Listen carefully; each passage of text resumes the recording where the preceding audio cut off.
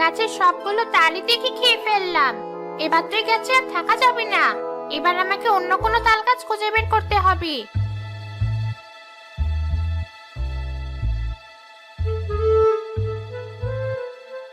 আরে, ওই তো একটা তাল গাছ।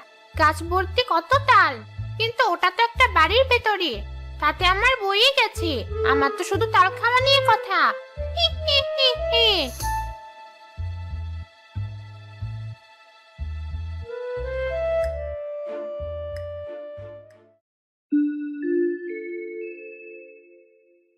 না, এবার আমাদের তাল গাছে অনেক তাল হয়েছে। তাই তো দেখছি। এবার কিন্তু আমাকে অনেকগুলো তালের বড়া খাওয়াতে হবে। কতবার তুমি একদিনও আমায় তালের বড়া করে খাওয়াওনি। তেল আর গুড়ের যা দাম, তোর বাবাকে আনতে বলতে কেমন মায়া লাগে।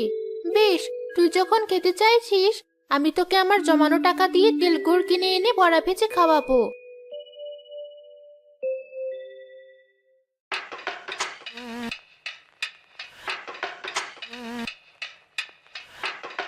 তাল তো নয়, যেন অমৃত। কি স্বাদ! এবারে আটিগুলো যে কি করি। ওই তো উঠোনে একটা আমি খেলা করছি। আমি বরং আটিগুলোর মাথায় ছুঁড়ে মারি। হি হি হি হি।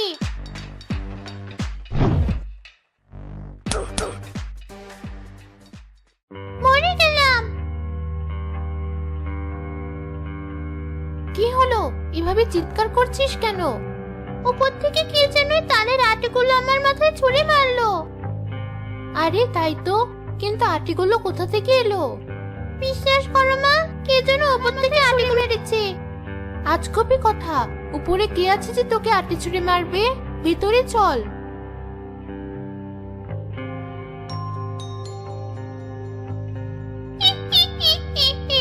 বেশ হয়েছে। ভারী মজা তো এই বাড়ির তাল গাছে থেকে। এখন থেকে রোজ তাল খাবো আর আটি ছুঁড়ে মারবো। কোথায় গেলে রোদেলা? কোথায় গেলি? এতক্ষণ তো বাড়িতে দুটো মানুষ ছিল, এখন এই লোকটা আবার কোথা থেকে এলো? তুমি এসেছো? ভিতরে এসো, আমি ততক্ষণে রান্নাটা সারি। সে কি, এত বেলা হয়ে গেল, রান্না হয়নি? তোমার মেয়েটার মাথায় কোত্থেকে যেন তালের আটি এসে পড়েছে। এত ব্যথা পেয়েছে যে ওকে নিয়েই ছিলাম এতক্ষণ। তুমি যাও, আমি মাছগুলো ভেজে তোমাকে ভাত বেড়ে দিচ্ছি।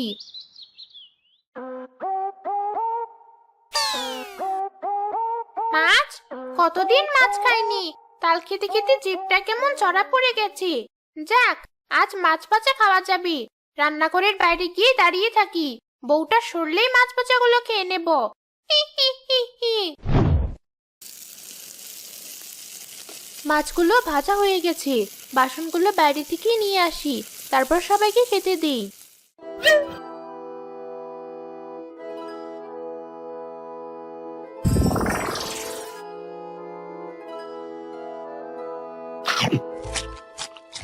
মাছ ভাজা খেতে মজা, সাথে আছে তাল।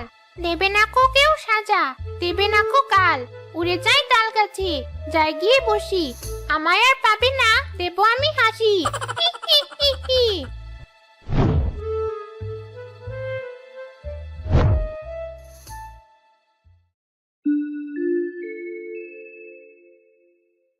একই, মাছ ভাজাগুলো কোথায় গেল? আমি তো এক্ষুনি এখানে সবগুলো মাছ রেখে গেলাম। কি হলো, এখনো খেতে দিচ্ছ না কেন?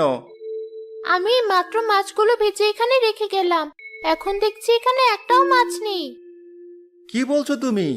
এতটা অসাবধান হলে চলে? ওই তো জানালাটা খোলা, নিশ্চয় ওদিক দিয়ে বিড়াল এসে মাছ খেয়ে চলে গেছে। কিন্তু হয়েছে, এবার যা আছে তাই দিয়ে আমায় খেতে দাও। আমাকে আবার বাইরে যেতে হবে।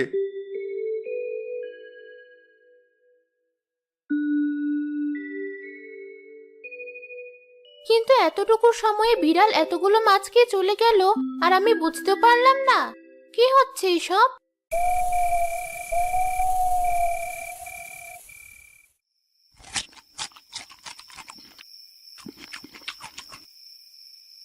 সবগুলো ঘুমে বিভোর। আমি থাকতে ঘুমাবে আর আমি জ্বালাবো না, তা কি করে হয়? এই আটিগুলো ওদের টিনের উপর ছুঁড়ে মারি, খুব মজা হবে। একটাও আরাম করে ঘুমাতে পারবে না। হি হি হি হি হি।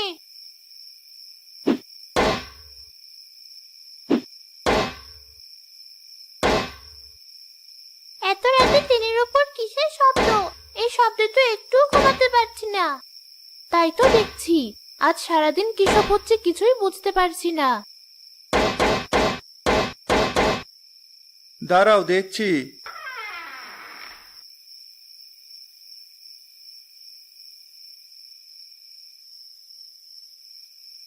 এ কি, এত তালের আটি কোথা থেকে এলো?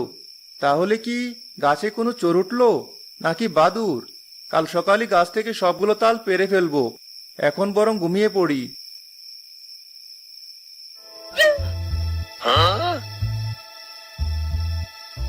বললেই হলো তাল পেড়ে ফেলবে? আয় গাছে, একদম ঘাড় মটকে দেব।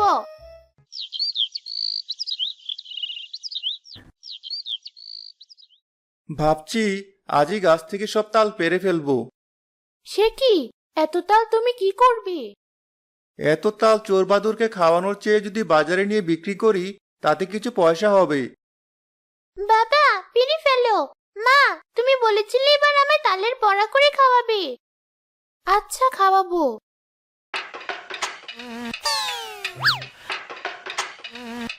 তালের বড়া কতদিন খায় না, সেই কবে মায়ের হাতে খেয়েছিলাম, সেও তো মরার আগে। বেশ, তালের বড়া খেতে দুটো তাল আমি দিতেই পারি, তাই বলে আমি সব তাল মোটেও দেব না। দাঁড়া, তোদের তাল পাড়ার শখ মেটাচ্ছি।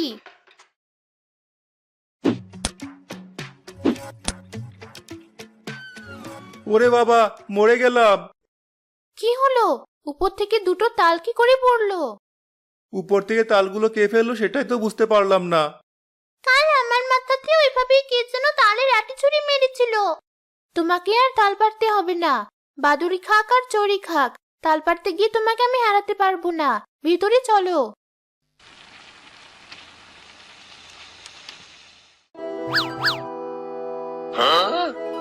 তালের বড়ার গন্ধে চারিদিক কেমন মোমো করছে। কি ভেবেছে তালের বড়াগুলো ওরাই গিলবে? আমি থাকতে তা হতে দেব না। হি, হি, হি, হি। সবগুলো বড়া আমার পেটে যাবে।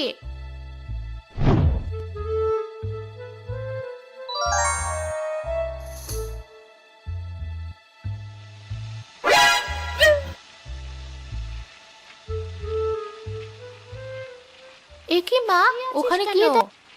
তোমার বড়া ভাজা দেখছি। কি ঘ্রাণ! মা, গরম গরম আমার হাতে দুটো দাও। এত গরম খেলে তোর হাত মুখ দুটোই পুড়বে। না মা, কিছু হবে না, তুমি দাও।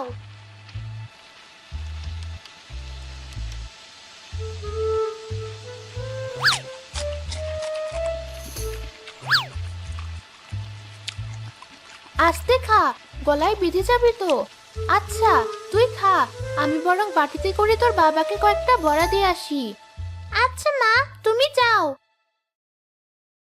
মিতা বাটিতে করে তালের বড়া ঘরে নিয়ে যেতেই দেখলো রাজীব আর রোদেলা বসে গল্প করছে। এ কি রোদেলা, তুই এখানে? তাহলে জানালার বাইরে কে দাঁড়িয়ে আছে? কাকে আমি তালের বড়া খাওয়ালাম? কি বলছো মা? আমি তো এখানেই বসে আছি। তাড়াতাড়ি চলো আমার সাথে, আমি সত্যি বলছি, রান্নাঘরের বাইরেও অবিকল রোদেলার মতো দেখতে একটা মেয়ে দাঁড়িয়ে আছে।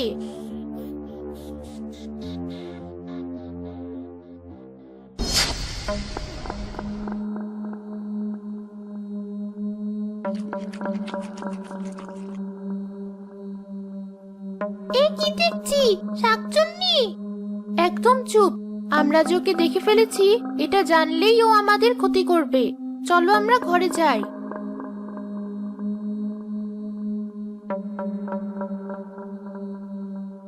এর মানে এই 2 দিন যাবৎ উল্টাপাল্টা যা হচ্ছে তার সব এই শাকচুন্নি করছে।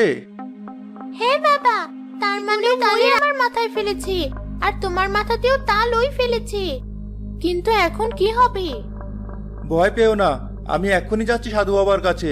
তিনি নিশ্চয় একটা উপায় বের করবেন।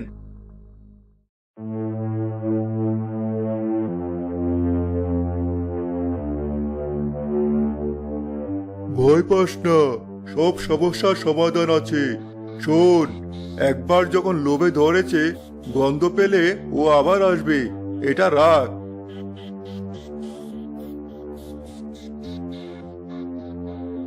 বাড়িতে গিয়ে বউকে বলবি এই তেলে মাছ ভাজতে, আর শাকচুনি মাছ ভাজার গন্ধ পেয়ে যখনই আসবে তারাতেই গরম তেল ঢেলে দিবি, ওখানেও শেষ হয়ে যাবে।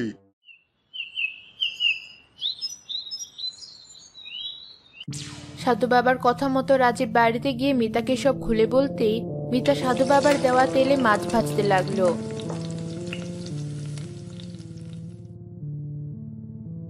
মাছ ভাজার গন্ধ, যাই খেয়ে আসি।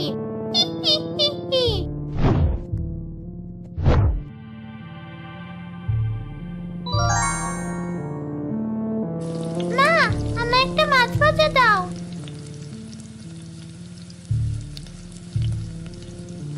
হ্যাঁ মা, দিচ্ছি।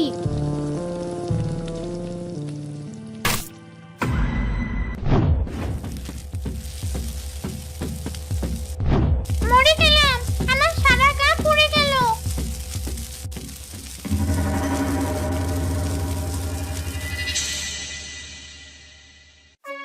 আরে শাকচুন্নি, আমাদেরকে জ্বালাবি না। শোনো, এবার ভালো করে বাকি মাছগুলো ভেজে ফেলো। দেখি শাকচুনি না পারলেও আজ কিন্তু আমরা ঠিকই মাছ ভাজা দিয়ে ভাত খাবো।